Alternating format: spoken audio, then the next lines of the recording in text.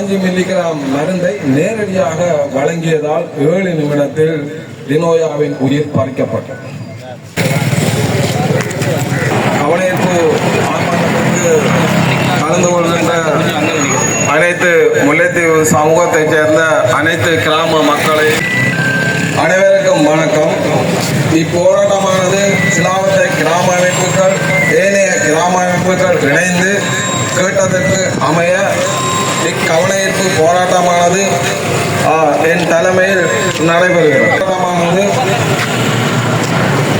டினோயாவின் உயிரிழந்ததற்காக நீதி கோருவதற்காகவும் அதேபோன்று இன்னொரு பிள்ளைக்கு ஏற்படக்கூடாது என்பதற்காக அதாவது தாதி கேட்டார், நீங்கள் இது நான் ஏற்றலாமா?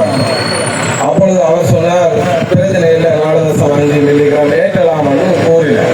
டினோயா என்ற அந்த சிறுமி உணவு ஒவ்வாமை காரணமாக அவசர தீவிர சிகிச்சை பிரிவில் அனுமதிக்கப்பட்டிருந்தார். வேட்பாளர் அவர்கள் கிழமையில் 2 நாட்கள் மட்டுமே கடமை ஆற்றுவதாக தெரிய வருகிறது. பிள்ளையின் மரணத்துக்கான நீதியான விசாரணை மேற்கொள்ளப்பட வேண்டும்.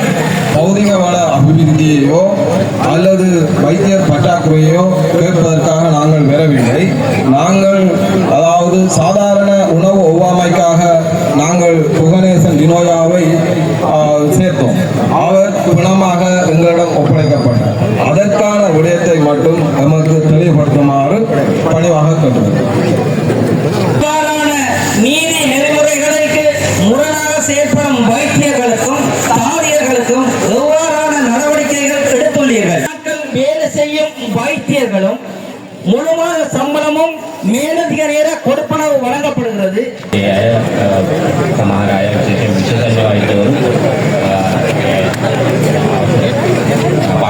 கவனஈர்ப்பு ஆர்ப்பாட்டத்திற்கு கலந்து கொள்கின்ற அனைத்து முல்லைத்தீவு சமூகத்தைச் சேர்ந்த அனைத்து கிராம மக்களை அமைதியாக இரு கரைகளிலும் நிற்குமாறு தாழ்மையுடன் கேட்டுக்கொள்கின்றோம்.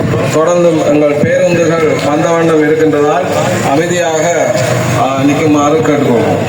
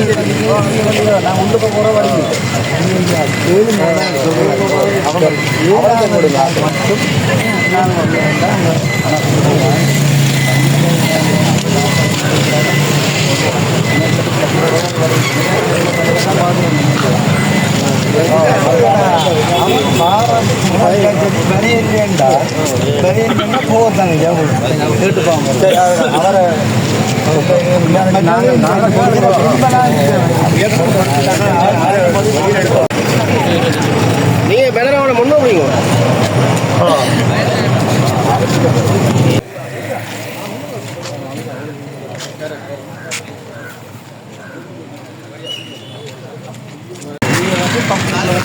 வேண்டும் நாங்கள் வாங்கிட்டு கொடுக்குறோம். நாங்கள் உள்ள போய் சந்திக்கிற வடிவில் தனம் வந்து சொன்னால் அது வருது. நாங்கள் அதனோட பிரச்சனைகள்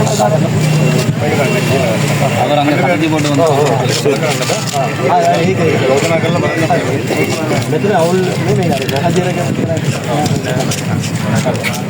உண்மையாக தெரியாது. அதுதான் பிசினஸ். நாங்கள் பிரச்சனை நாங்கள் உள்ள போய் என்னன்னா உள்ள என்ன நடக்கிறோன்னு தெரியாதானே. மக்கள்கிட்ட பிரச்சனை மக்கள்கிட்ட தீர்வை நாங்கள் அவர்கிட்ட கொடுப்போம். அவர் அதுக்குரிய நாங்கள் இப்போ தீர்வு கேட்க நாங்கள் வந்துருக்கோம். ஒரு பிரச்சனை நடந்துட்டு நீங்கள் அந்த பிரச்சனை வெளியே தொடர்ந்து நடக்கக்கூடாது. கட்டாயம்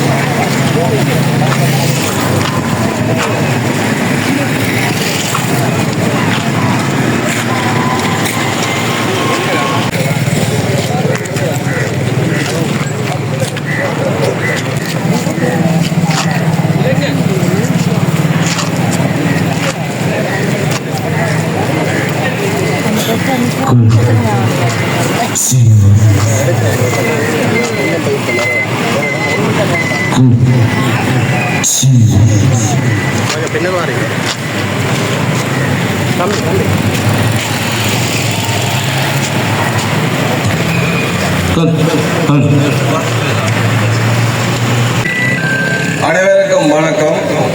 இப்போராட்டமானது சிலாவத்தை கிராம அமைப்புகள் ஏனைய கிராம அமைப்புகள் இணைந்து கேட்டதற்கு அமைய இக்கவனஈர்ப்பு போராட்டமானது என் தலைமையில் நடைபெறுகிறது.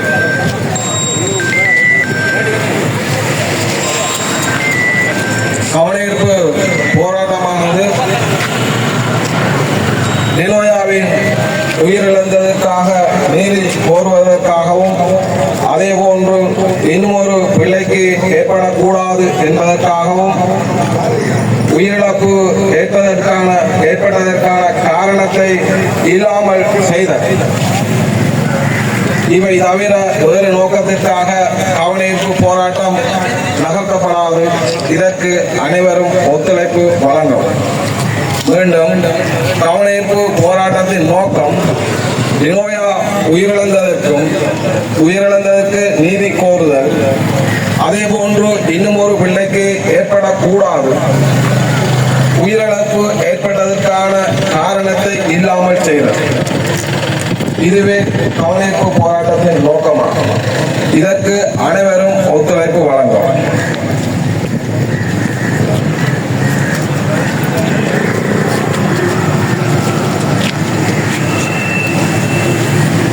அதாவது எமது லினோஜா முல்லைத்தீவு பிரதேசத்தில் சிலாவத்தை கிராமத்தை சேர்ந்த ஒரு மாணவன். அவர் 13 வயதை எட்டுகின்றார். அவர் 21ஆம் தேதி 12ஆம் மாதம் 2025 7:20க்கு சாதாரண உணவு ஒவ்வாமைக்காக முல்லைத்தீவு மாவட்ட பொது வைத்தியசாலைக்கு 7:20 மணி அளவில் கொண்டு வரப்பட்டார். அவர் முதலாவதாக TTU அதாவது தீவிர சிகிச்சை பிரிவில் அனுமதிக்கப்பட்டார். அவருக்கு முதற்கட்டமாக ஹைட்ரோகோர்டிசோன் போன்ற மருந்துகள் வழங்கப்பட்டு அவரது சாதாரண ஒவ்வாமை குணமாக்கப்பட்டது. அதனைத் தொடர்ந்து அவர் 13 வயது சிறுமி என்பதால் அதற்குரிய மருத்துவரிடம் அவர் தீவிர சிகிச்சை பிரிவு வைத்தியரால் அழைக்கப்பட்டார்.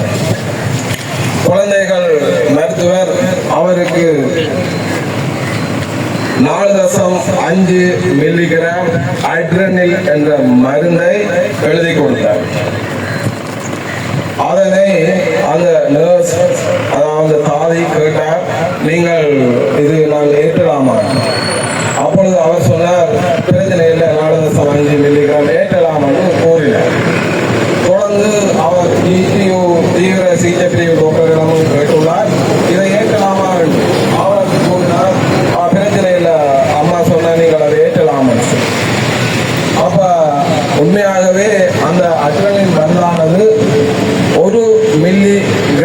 மருந்துக்கு 9 ml நோமல் சேலனை ஐதாக்கி அதில் அரைவாசியே பெரியவர்களுக்கு ஏற்ற வேண்டும்.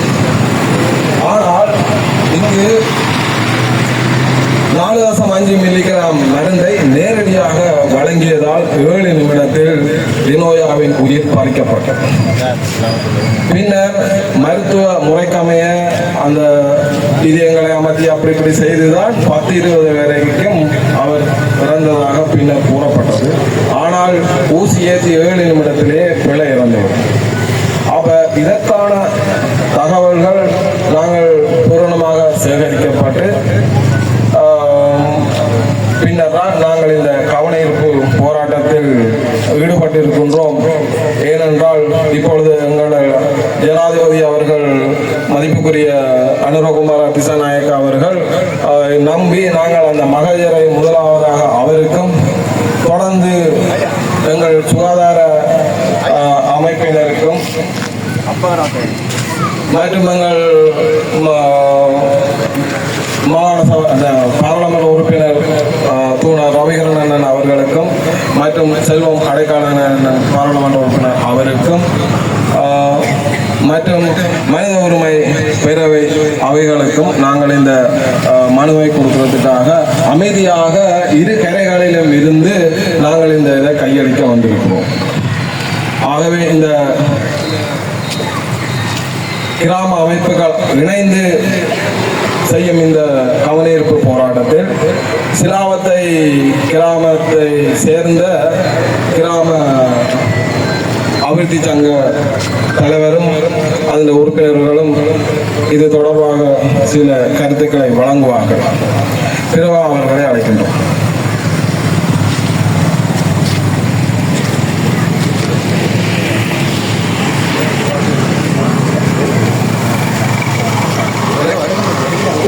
கோரிக்கைக்கு அமைவாக எமது ஆர்ப்பாட்டத்துக்கு வலு சேர்க்கும் அனைத்து மக்களுக்கும் நன்றியை கூறிக்கொண்டு அன்றைய தினம் அதாவது 21ஆம் தேதி 12ஆம் மாதம் 2025 ஆண்டு எமது மாவட்ட வைத்தியசாலையில் எமது கிராமத்தை சேர்ந்த டினோஜா என்ற அந்த சிறுமி உணவு ஒவ்வாமை காரணமாக அவசர தீவிர சிகிச்சை பிரிவில் அனுமதிக்கப்பட்டிருந்தார். அவர் அவ்வாறு அனுமதிக்கப்பட்டிருந்த வேளை அவருக்கு உடனடியாக வைத்தியர்களால் சிகிச்சை வழங்கப்பட்டது. அவ்வாறு வழங்கப்பட்ட சிகிச்சை உடனடியாக வழங்கி அவருடைய ஒவ்வாமைக்கான மருந்துகள் ஏற்றப்பட்டு அவர் சாதாரண நிலைக்கு மாற்றப்பட்டுள்ளார். அவருக்கு உடனடி அல்லது அவ்வளவு அதி தீவிரமான ஒரு நோயாகவோ அது இல்லை. அவ்வாறு இருக்கும்போது அந்த குழந்தைக்கு அந்த வைத்தியர் அதாவது குறிப்பிட்ட வைத்தியர் வந்து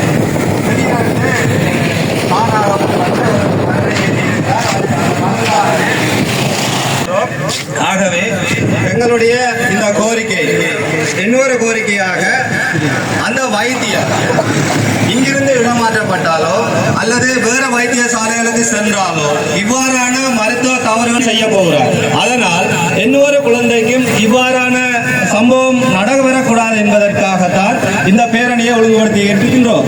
அந்த வைத்தியர் நான் அறிந்தவரை பல்வேறு வைத்திய நண்பர்களோ என்னுடைய நண்பர்கள் கூறியதன்படி பார்த்தால் அந்த வைத்தியர் ஒரு வைத்தியர் மட்டங்களில் ஒரு இன்ஃப்ளூயன்சர். அவருடைய தாய் தந்தை சகோதரன் எல்லாம் வைத்தியர்களாக இருப்பதனால் அவரை காப்பாற்றுவதற்கு முயற்சி நடைபெறுவதாகவே நாங்கள் அறிய முடியும். ஆகவே நாங்கள் இந்த அரசாங்கம் அதை செய்யும் என்ற நம்பிக்கையில் கொள்கையிருக்கின்றோம். நன்றி.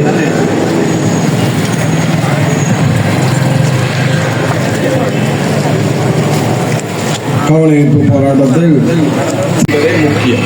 அக்காரணத்தை அகற்றினால் பிரச்சனை தீர்ந்துவிடும். பிரச்சனைக்கு யார் காரணம் என்பது முக்கியமில்லை, எது காரணம் என்பது முக்கியம். அக்காரணத்தை அகற்றினால் பிரச்சனை தீர்ந்துவிடும். காரணம் வைத்தியசாலை குறைத்துள்ளோம். அக்கோரிக்கையை நான் வாசிப்பேன். தொடர்பட்ட வைத்தியர்களுக்கும் தாதியர்களுக்கும் நீங்கள் தொடர்ந்தும் அரசாங்க சேவையில் அமர்த்த பணிப்பாளர் அவர்கள் கிழமையில் 2 நாட்கள் மட்டுமே கடமை ஆற்றுவதாக தெரிய வருகிறது.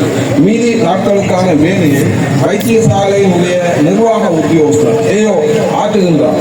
இந்த நிர்வாக உத்தியோகர்களின் முறையற்ற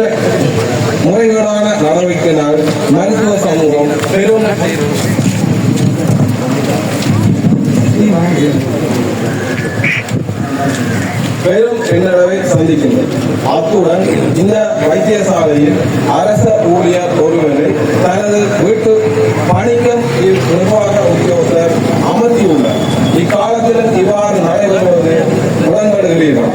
இவரை பணி நீக்கவோ அல்லது இடமாற்றம் செய்வதன் மூலமாக மாத்திரமே இம்மாவட்ட பொது வைத்தியசாலையில் இது போன்ற நிகழ்வுகளை இனிவரும் காலங்களில் தவிர்க்க முடியும்.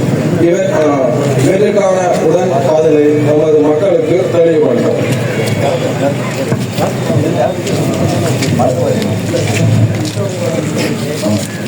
எமது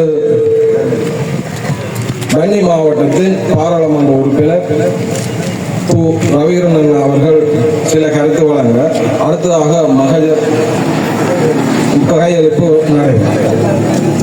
மாவட்ட பொது மருத்துவமனைகளிலே முல்லைத்தீவு மன்னார் தான் மிகவும் பின்தங்கி இருக்கின்றது. ஒவ்வொரு மாவட்டத்திலும் குறைந்தது மாவட்ட பொது மருத்துவமனையிலாவது சிறந்த மருத்துவ வசதி காணப்பட வேண்டும். ஆனால் முல்லைத்தீவும் மன்னாரும் இன்று வரை ஏனைய மாவட்ட மருத்துவமனைகளுக்கு நிகராக இல்லை. வளங்களில் இன்னும் சமத்துவமற்ற நிலைமை. இது பற்றி நாங்கள் பாராளுமன்றத்தில் தொடர்ச்சியாக கலைத்து வருகின்றோம். அதற்குரிய விடை கிடைக்கும் என எதிர்பார்க்கின்றேன். எங்களின் பிள்ளை டினோஜாவின் மரணம் ஏற்றுக்கொள்ள இயலாது. மருத்துவமனைக்கு உள்ளும் புறமும் பலராலும் மருத்துவமனை மீதான முறைப்பாடுகள் முன்வைக்கப்படுகின்றன.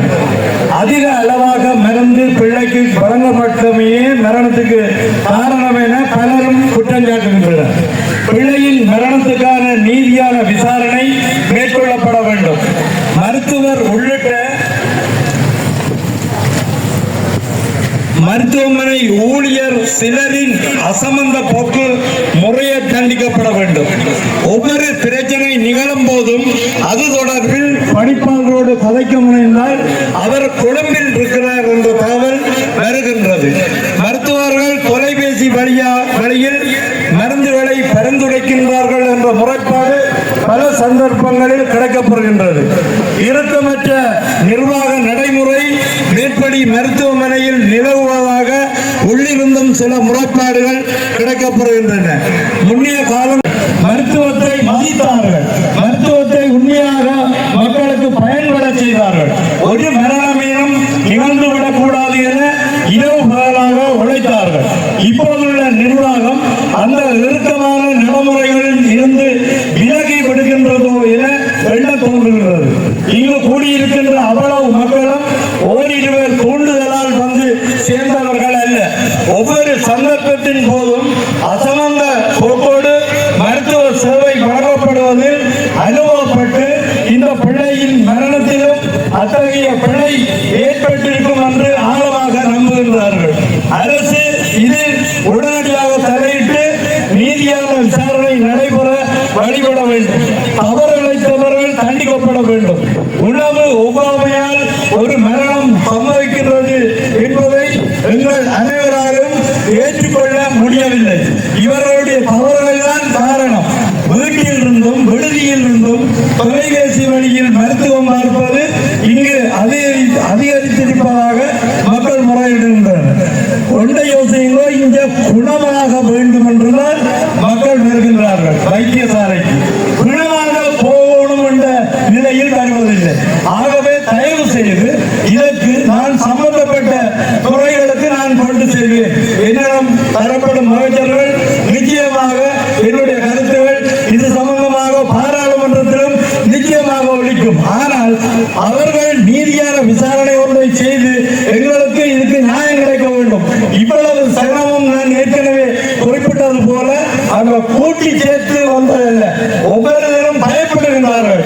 இப்ப நான் அன்றைக்கு கூட்டத்தில் கூட சொன்னேன், அந்த மக்கள் அவ்வளவு பேரும் மாறுறது மாஞ்சோலைக்கு தானே. அதுக்காக நாங்கள் வைத்தியர்கள் எல்லாரையும் குறை சொல்லவில்லை. 1-2 பேர் பிளவுறதாக இந்த சாட்டு அப்படியே செய்துகிறது. மாஞ்சோலை வைத்தியசாலையை அன்று பணிப்பாளர் உதவி பணிப்பாளர் சொன்னார் மரணச்சோலை என்று சொல்ல வேண்டாம். நானும் சொல்கிறேன் மாஞ்சோலை மரணச்சோலை என்ற ஒரு இதெல்லாம் மக்கள் கேட்கிறார். தயவு செய்து ஒரு நீதியான விசாரணை இவர்களால் கிடைக்காது. எங்களுக்கு தெரியும். எல்லாரும் ஒரு வைத்தியரை காப்பாற்ற வேண்டும் என்ற நோக்கத்தோடு மாறி மாறி செயல்படுவதாக சொல்ல போனால் சிக்கல் எங்களுக்கு வைத்தியசாலை நிர்வாகத்திலேயே இருக்கிறார்களே எனக்கு தகவல் சொன்னது, பேர் சொல்ல விரும்பவில்லை. அப்படியாக இந்த வைத்தியசாலையின் கட்டுப்பாடு பணிப்பாளர் வந்து இங்க இருக்கணுமா தவிர தந்த வீட்டில் இருக்கிற பணிப்பாளர் இங்க தேவையில்லை. இங்க பணிப்பாளர் ஆஸ்பத்திரியில அல்லது குவார்டர்ஸ்ல அதில் இருக்கக்கூடிய மாதிரி பார்க்கும். எங்களோட உயிர் மக்களுடைய உயிர் எத்தனையோ இதுகள் எங்களுக்கு நடக்கின்றது. முன்னேறி மாவட்டம் மிகவும் பாதிக்கப்பட்டு இருக்கின்றது. இறுதி யுத்தம் நடந்தது. இப்படியாக இருக்க மாநில போடுகின்றார். இப்படி ஒரு நிலைமை என்று மக்கள் முறையிடுகின்றார்கள். தயவு செய்து இது அதிகாரிகளுக்கோ அல்லது உயர்மட்டத்துக்கோ நாங்கள் கொண்டு செல்வோம். ஆனால் நீதியான விசாரணை ஒன்று நடத்தப்பட வேண்டும். ஒடியவர்கள் பிழைவிட்டவர்கள் தண்டிக்கப்பட வேண்டும் என்பதுதான் என்னுடைய கருத்து. அதனுடன் தொடர்புபட்டவர்களுக்கு நாங்கள் தண்டனை வழங்க வேண்டும் அல்லது அதற்குரிய பன்மத்தை. எல்லாருக்கும் வணக்கம். ஒரு தீர்வை பெறுவதற்கான வாதங்களை மக்கள் சார்பாக கேட்டுக்கொள்கிறேன். அடுத்ததாக பணிப்பாளர் அவர்கள் சிங்கள மொழியில் மொழிபெயர்ப்பதற்கு ஒருவரை அழைத்து நிற்கின்றோம்.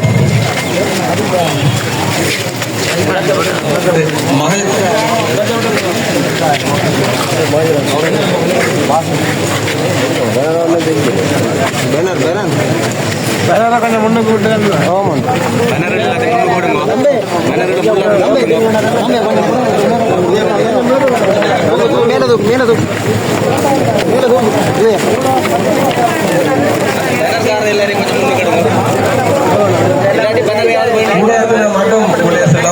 வைத்தியசாலை என்பதனால் 2025 கௌரவ ஜனாதிபதி அனுரகுமார திசாநாயக்க அவர்கள் ஜனாதிபதி செயலகம் கொழும்பு இலங்கை மருத்துவ சேவை குறைபாட்டால் உயிரிழந்த கோனேசன் டினோயாவின் மரணத்துக்கு நீதி கோருதல்.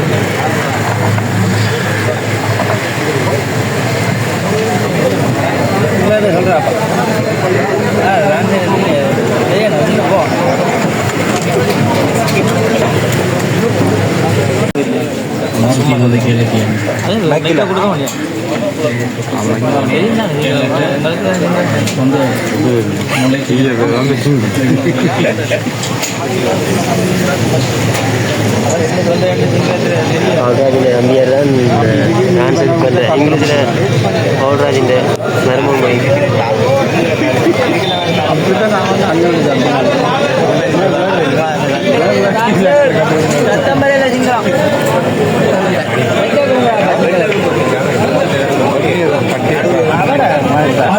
குழந்தை நல வைத்தியரும் மற்றும் தீவிர சிகிச்சை பிரிவின் வைத்தியரும் இணைந்து அந்த அளவினை மீண்டும் பரிந்துரைத்தனர்.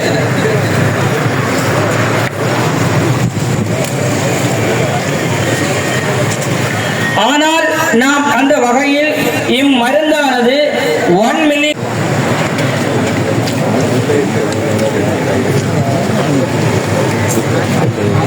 இம்மருந்து ஏன் இச்சிறுமிக்கு இவ்வளவில் வழங்கப்பட வேண்டும்? கொலை செய்வதற்காகவா? சாதாரணமாக நடந்து வந்து வைத்தியசாலையில் அனுமதிக்கப்பட்ட பிள்ளையை குணமாகவா தருவது? இப்பிரச்சனை ஏன் ஏற்பட்டது? முல்லைத்தீவு மாவட்ட பொது வைத்தியசாலையில் என்ன குறைபாடு உள்ளது? சகல மனிதவளம் குறிப்பிட்ட அளவு பௌதிக வளம் அரசாங்கத்தால் வழங்கப்படுவதை நாம் அறிகிறோம். மக்களாகிய நாம் தொடர்ச்சியாக அவல குரல் கேட்டு இருப்பதற்கு கல்வியற்ற ஒரு சமூகம் அல்ல. ஆகவே நாங்கள் தங்களுக்கு சமர்ப்பிக்கப்படும் கோரிக்கைகளை ஏற்று உடனடியாக தீர்வினை பெற்றுத் தருமாறு வேண்டி நிற்கிறோம்.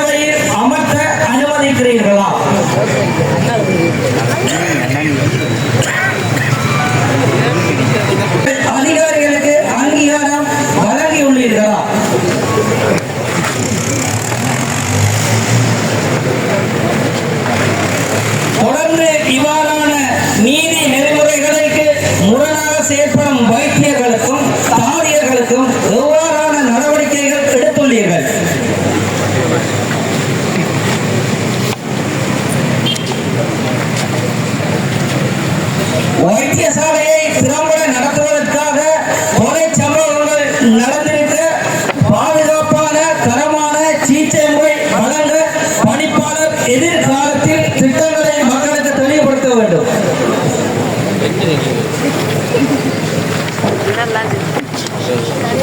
சிற்றூழியர்கள் தாவியர்கள் அரசாங்க கடமைகளுக்கு ஒழுங்காக சமூகம் அளிக்கிறார்கள் என்பதனை கண்ணடாக காணக்கூடியதாக இருக்கிறது.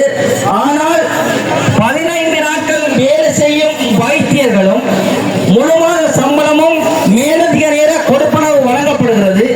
எந்த அனுமதியும் இல்லாமல் விடுமுறைகளை எடுக்கும் வைத்தியர்களுக்கு முழுமான கொடுப்பனவுகளை பெறுவதற்கு ஏன் துணை போகிறீர்கள்?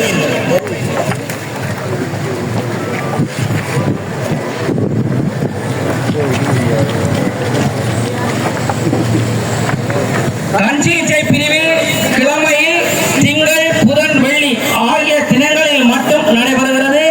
ஆனால் இவ்வைத்தியசாலையை நம்பி மாவட்டத்தில் உள்ள அனைத்து மக்களும் அந்த சேவையினை நாடி வருகிறார்கள். எனவே தினமும் கண் சிகிச்சை பிரிவு செயற்பட கோரிக்கை விடுக்கிறோம்.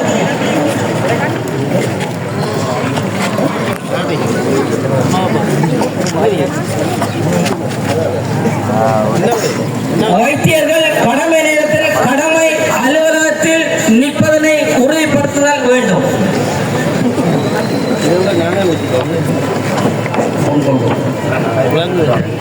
முல்லைத்தீவு மாவட்ட பொது வைத்தியசாலை பணிப்பாளர் அவர்கள் கிழமையில் 2 நாட்கள் மட்டுமே கடமை ஆற்றுவதாக தெரிய வருகிறது.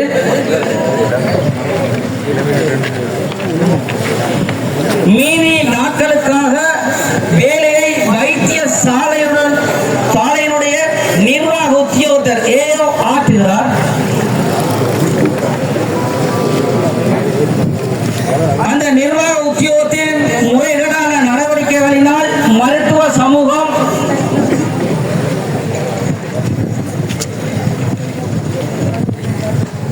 பின்னடைவை சந்திருக்கிறது.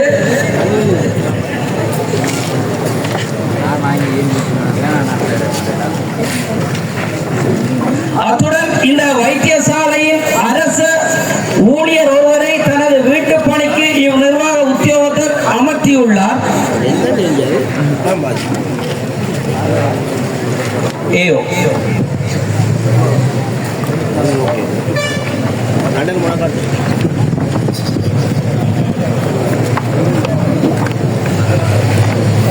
இக்காலத்திலும் இவ்வாறு நடைபெற உடன்படுகிறீர்களா?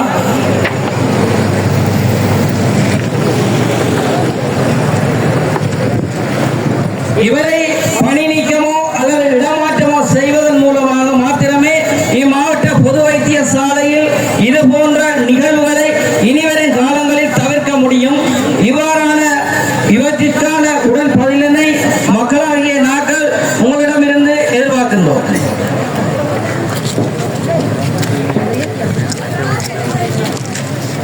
பிரதி சுகாதார அமைச்சர் கொழும்பு, செயலாளர் நாயகம் சுகாதார பணிமனை கொழும்பு, கௌரவ ஆளுநர் வடக்கு மாகாணம், மாகாண செயலாளர் முல்லைத்தீவு, செயலாளர் மாகாண சுகாதார சேவைகள் பணிமனை வடக்கு மாகாணம், பிராந்திய சுகாதார சேவைகள் பணிப்பாளர் முல்லைத்தீவு, பணிப்பாளர் மாவட்ட பொது வைத்தியசாலை முல்லைத்தீவு, கௌரவ பாராளுமன்ற உறுப்பினர் சு ரவிகரன் முல்லைத்தீவு, கௌரவ பாராளுமன்ற உறுப்பினர் செல்வம் அலைக்கரநாதன், சுதந்திர மனித உரிமைகள் பேரவை வடக்கு மாகாணம்.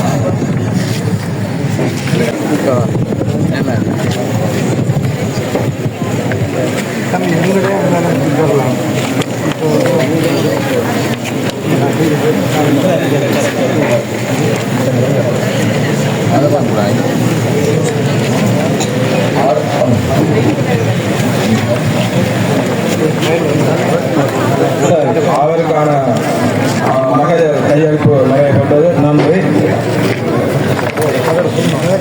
அவர் இந்த நாங்கள் விட்ட கோரிக்கைக்கான பதிலை பணிப்பாளர் அவர்கள் நமக்கு தெளிவுபடுத்துமாறு பணிவாக கேட்டுக்கொள்கிறோம்.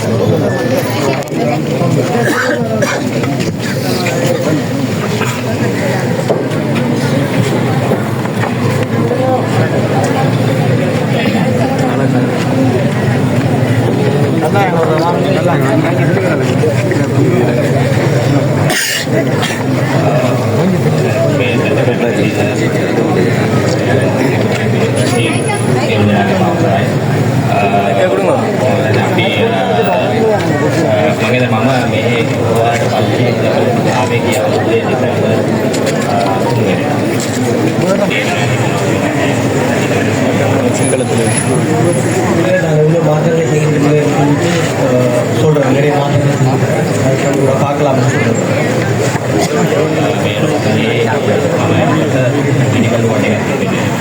ඉන්න වෝට් එකේ එක ඇඳේ රිට් හතර පස්සෙන් නැහැ. மெடிக்கல் வார்டு வந்து இதுதான் அது கூட கூட செஞ்சுருக்கிறாங்க.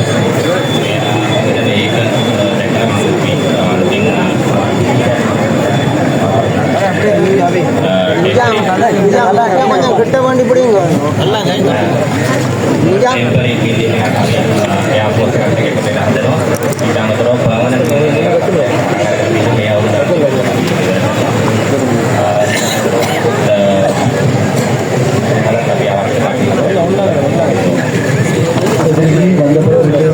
ಒಂದು ತತ್ಕಾಲಿಕ ವ್ಯಾಪಕ ಮತ್ತೆ ನಿರಂತರ ಬಿಲ್ಡಿಂಗ್ ಒಂದು ಬೇಲೆ ಆರಂಭಿಸಿದ್ದಾರೆ.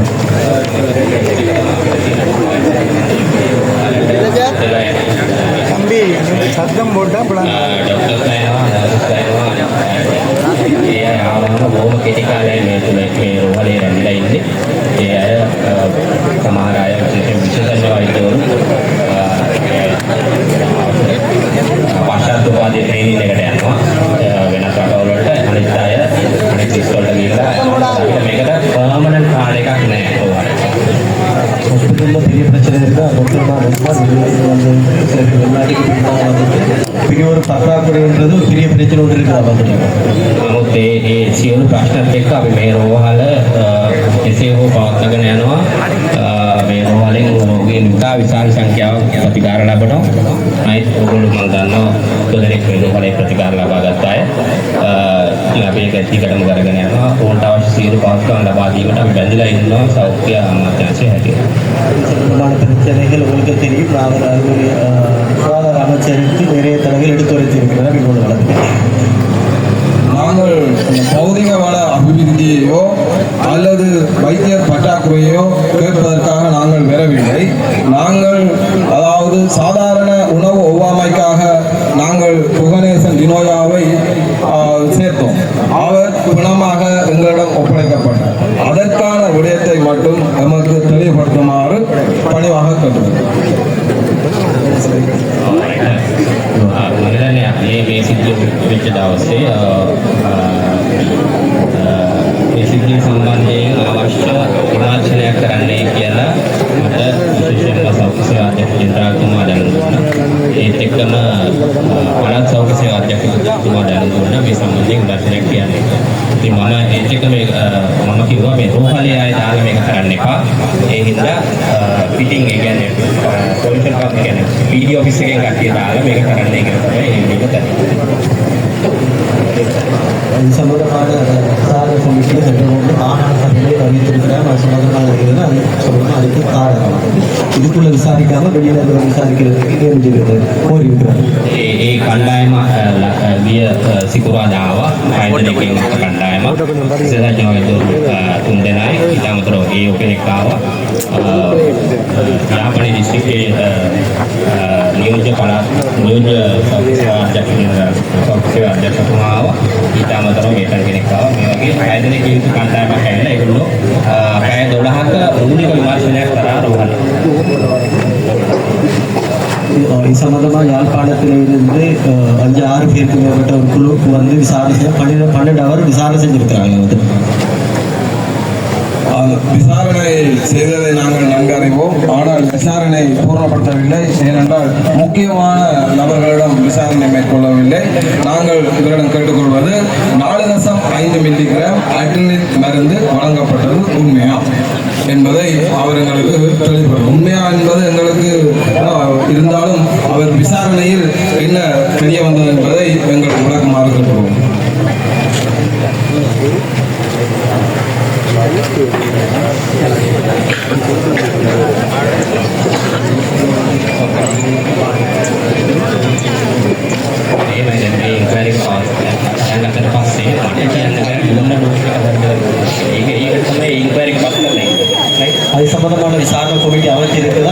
அடிக்க வந்த பிறகு எனக்கு சரியாக சொல்லிடுமா அப்படியா சார்?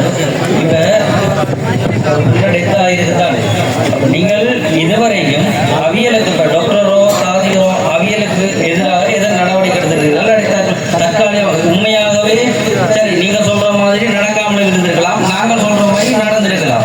ஆகவே இந்த சந்தர்ப்பத்தில் அவியலை தற்காலிகமாக நிப்பாட்டி வச்சிருக்கிறீங்களா இல்லை தொடர்ந்து படிக்க வச்சிருக்கிறீங்களா?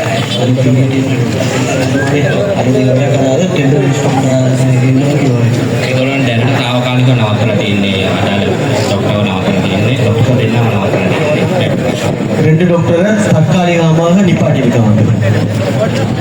தற்காலிகமாக நிப்பாட்டியதாக பணிப்பாளர் அவர்கள் குறிப்பிடுகின்றார். ஆனால் அவர்கள் சேவையில் இருப்பதாகவே வைத்தியசாலை ஏனைய வட்டாரங்களிலிருந்து நாங்கள் தகவலை அறிவோம். அதற்கான தெரிவிக்கிறோம்.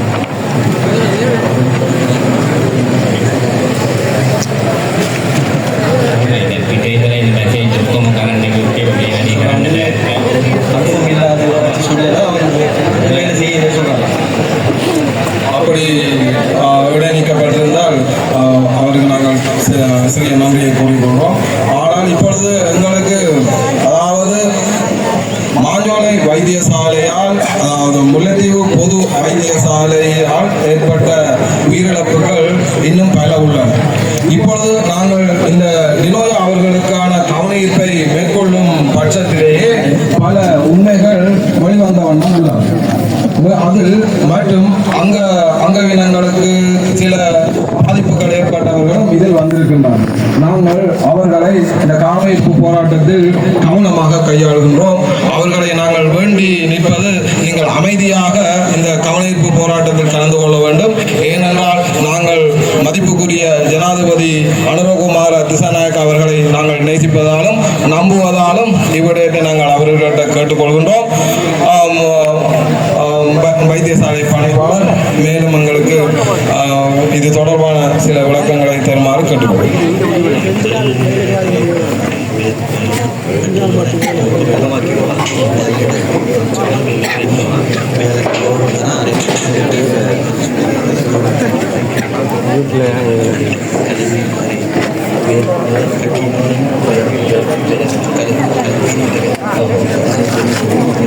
தான் பாருங்க. முதலாவது கேள்வி நான் உங்களிடம் தொடர்கிறேன். வளமையாக தகுந்த வட்டாரங்கள் கூட நம்பிக்கையான தகவல் வருகிறது. பணிப்பாளராகிய நீங்களே கிழமைக்கு 2 நாட்கள் 2 days only 2 days மாத்திரம் தாங்கள் இங்கு வைத்தியசாலைக்கு வருவதாக கூறப்படுகிறது. இது சம்பந்தமான உங்களுடைய கருத்தை நான் கேட்டுக்கொள்கிறேன்.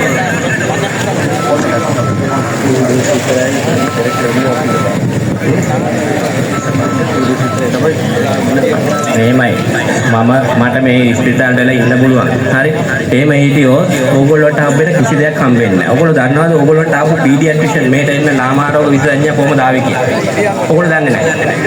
මම අමාත්‍යාංශයේ දවස් 2ක් හිටියා. right? කිල්ලොච්ච වල දාපු පීඩියාට්‍රිෂන්ගේ ෆයිල් එක මම අරගෙන ගිහිල්ලා එයාගේ නම ස්ථානේ වෙනස් කරලා තමයි මෙහෙට පීඩියාට්‍රිෂන් කෙනෙක් දාගන්නේ.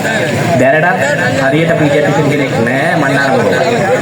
ஏன்னா இவர் கிழமையில 2 நாள் பேஸ்டிக்கு போகிறார். அடுத்த வந்து கிள்ளச்சிக்கு வந்த ஒரு நிபுணர் போகால இவர் போயிட்டு கொழும்புலேருந்து மாற்றி இங்கே கொண்டு வராமல். ඔගොල්ලෝ එහෙම කියනවා නම් මට මේ රෝහලට එලා ඉන්න පුළුවන්.